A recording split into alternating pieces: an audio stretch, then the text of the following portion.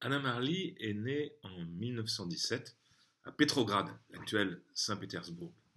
Son père a été fusillé, c'était un Russe blanc, en 1918, et sa maman, sa gouvernante, et elle ont quitté la Russie, et après un petit périple que vous imaginez, ont abouti en France.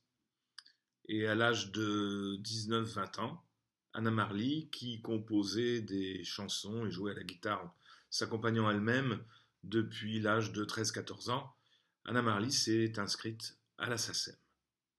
Mais le plus important dans l'histoire d'Anna Marly, c'est qu'elle a écrit un chant qu'on connaît aujourd'hui sous le nom de Chant des partisans. Ce chant, elle l'a écrit en 1941, elle le chantait en russe, en s'accompagnant elle-même à la guitare, et elle l'avait appelé le chant de la libération. C'était un hommage aux combattants russes, aux combattants soviétiques, qui luttaient contre l'envahissement nazi de leur pays.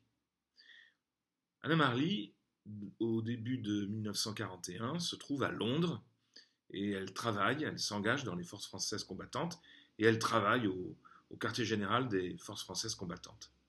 Et puis le soir, très souvent, elle se rend dans un petit club qu'on appelait le Petit Club Français, qui se trouvait dans Soho, le quartier des music halls et des clubs londoniens, sur Upper James Street, si vous voulez tout savoir. Et là, en s'accompagnant toujours elle-même à la guitare, elle chante ses chansons et elle a beaucoup de succès. Ce petit club, c'était un club assez intellectuel qui regroupait beaucoup de Français et d'admirateurs de la France qui venaient là pour se distraire après les journées de travail et de combat que certains menaient. Et puis c'est dans ce petit club qu'elle a rencontré Alberto Cavalcanti, cinéaste fameux, qui a produit le 31 mai 1943 la vidéo, enfin le film enregistrant le chant des partisans chanté par Germaine Sablon. Avant d'en arriver là, dans ce petit club français, elle avait aussi rencontré Emmanuel Dastier de la Vigerie, grand résistant célèbre, qui l'a présenté à Joseph Kessel et Maurice Druon, qui, ayant entendu sa chanson Le chant de la libération, ont écrit des paroles qui sont devenues le chant des partisans en langue française, que vous connaissez bien sûr.